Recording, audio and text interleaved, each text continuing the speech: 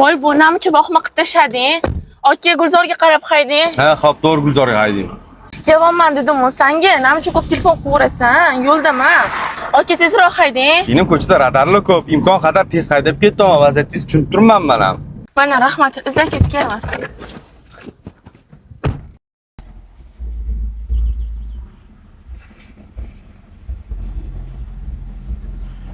Multi havolili sumkasi qolib ketibdi-yu.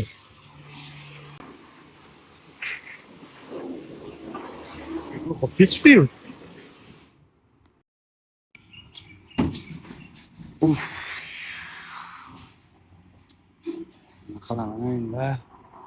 Bu birovni haqqi-yu. Men sendan maslahat olgan telefon qolmasa, gapirayotgan gapingni qara. Bo'lmabsan sen. Haqqa tashib ketgan bo'lsa, shunga borib qidirib ko'rib egasiga qaytarish kerak. Voy, sumkam mashinangizda qolib ketgan ekan. Qaytib kelasizmi deb kutib turdim. Ketdamisizni o'zi keldim, mana omonatingiz. Ichini tekshirib oling. Omonatingiz joyida turibdi. Rahmat olib berganingizga.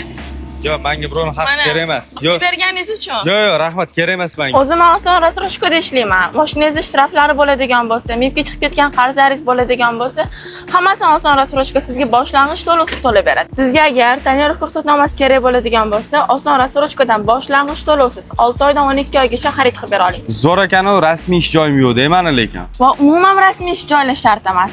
Yo'q, Trafim ham yo'q, tonirovka ruxsatnomam ham bor-da. Men uyimga xolodilnik, televizor, maishiy texnikalar kerak. Ularni boshlang'ich to'lovsiz menga xarid qilib bera olasizlarmi? Любой maishiy texnikani boshlang'ich to'lovsiz xarid qilib beramiz. Dashi Instagramimizga podpiska tashlagan bo'lsangiz, skidka qilib beramiz.